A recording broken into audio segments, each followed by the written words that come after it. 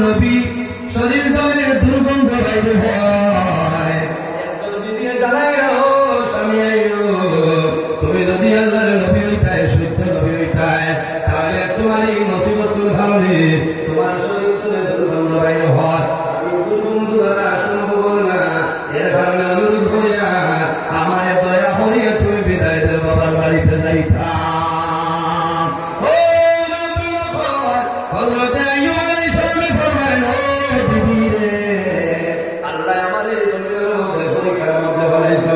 যদি তোমার ইচ্ছা হয় আমার বাড়িতে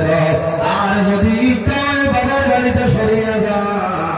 আমি আইয়ুবের কোনো ধরনের কোনো অসুবিধা নাই একজন বিবি সরিয়ে গেছে দুইজন বিবি আমার তিনজন রয়েছে কয়েকদিন পর একজন বিবি জানাইলা ও স্বামী আইল তোমার শরীর করে এমন দুর্গন্ধ বাইর হয় আমার দয়া করে বিদায় দেবো বাবার বাড়িতে যাইতাম আইয়ুব আলাইহিস সালামে জানাইলা বিবিরে যদি তোমার ইচ্ছা হয় আমার বাড়িতে রও আর যদি তোমার ইচ্ছা হয় বাবার বাড়িতে যাও আমি আইয়ুবের কোনো ধরনের অসুবিধা নাই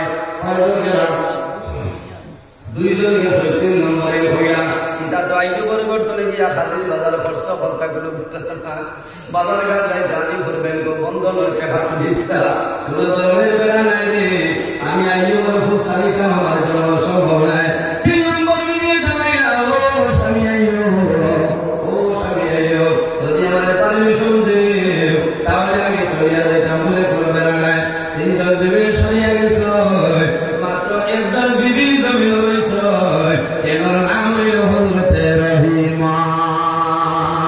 হযরত আইয়ুব আলাইহিস সালাম একদিন মাটির মধ্যে খুঁজে রয়েছ দাঁড়ায় নামাজ পড়া সম্ভব হয় না শরীরের মধ্যে হুল হয়েছে হুকা দিয়েছে হযরত আইয়ুব আলাইহিস সালামের সামনে বিবি রহিমা বসে রয়েছে আইয়ুব আলাইহিস সালামের বিবি রহিমা চাইছে ছায়া ঢুকলাছে কোন জলবায়ু হযরত রহিমা জানাইলা ও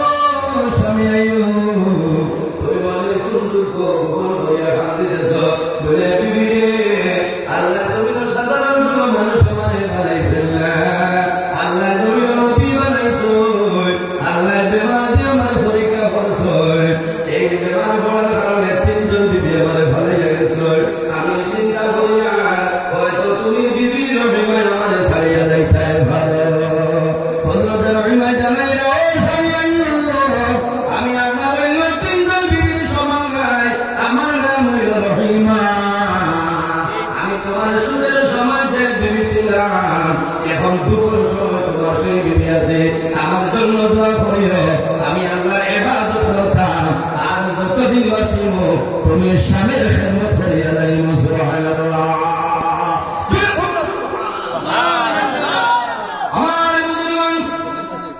হযরত আইয়ুব আলাইহিস সালামের দোয়া করো হযরত রহিমার স্বামীর খেদমত করো এত কষ্ট করিয়া স্বামীর খেদমত করিয়া গেছে এর কারণে এখন পর্যন্ত বিবি রহিমার জীবন জমিন আছে কাল কিয়ামত আগ পর্যন্ত জমিন থাকবে অসুবিধা নাই হযরত রহিমার ফরমায় একদিন আমি আইয়ুব আলাইহিস সালামের কিনারে বসেছিলাম এমন সময় শরীর তুলে হুকা বাইর হইল মাটির মধ্যে বসে হযরত আইয়ুব আলাইহিস সালামের ইচ্ছায় তুমি জানাইলা ও রহিমা আমার শরীর তুলে হুকা বাইর হইল এই হুকা মাটির মধ্যে পড়ছে তুমি আমার শরীরের মধ্যে তুলিয়া দাও হযরত রহিমা জানাইলা কোন কারণে খাইয়া তো ভেতর হুকা নিবারণ হইল হযরত আইয়ুব জানাইলা রহিমা তুমি জানো না এই হুকাটা তুলিয়া দাও কাল কিয়ামতের ময়দানে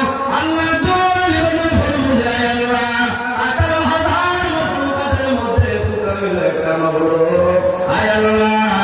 আমি আইয়ুব আমার সমস্ত শরীর তোমার হুকার জন্য বিসর্জন দিলাম হয়তো কাল কিয়ামতের ময়দানে আল্লাহর মায়া করবা শেষ সময় হযরত রহিমায় হযরত আইয়ুব আলাইহিস সালামের খেদমত করছে মায়ের ঘরের মধ্যে হযরত আইয়ুব আলাইহিস সালামের সমস্ত ছাগল ধরিয়া মরে গেল আমরা যখন মরে গেল সাত করিয়া সমস্ত মরে গেছে এর বাদেও কিন্তু আইয়ুব আলাইহিস সালামের সফর বন্ধ হয়েছিল না আইয়ুব আলাইহিস সালামের ৬০ জন সন্তানাদি একজন মিয়া সাহেব কাছে বড় পাঠাইয়া মিয়া সাহেব সবক বাইরে বাইরে করিয়া 7 জন সন্তান মারা গেছে কান্দে কান্দে জানাইলা নবী আল্লাহ জমিন কোন পরীক্ষা আপনারে ফলাইলা আপনার 7 জন সন্তান দি আমার করুণ সাত করিয়া মারা গেছে হযরত আইয়ুব আলাইহিস সালামের ফরমায় ইন্না লিল্লাহি ওয়া ইন্না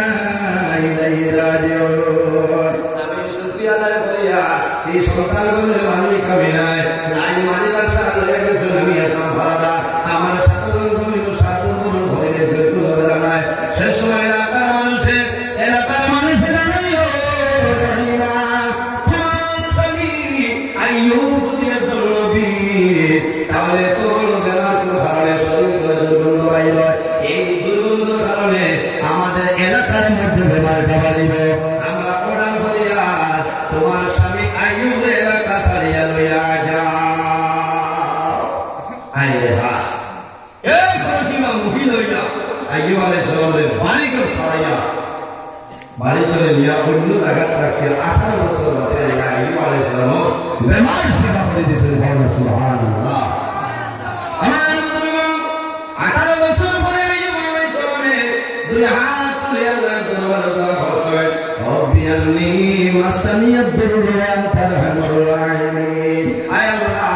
আমি আইয়ুবের যদি কোনো পরীক্ষার কারণে বেমার দেও আমি সবর করিয়া শুকরিয়া আদায় করিয়া আমার বেমার আপনি কমাই দেন আল্লাহ রাব্বুল আলামিন 18 বছর পরে আইয়ুব আলাইহিস সালামের বেমার কমাইছে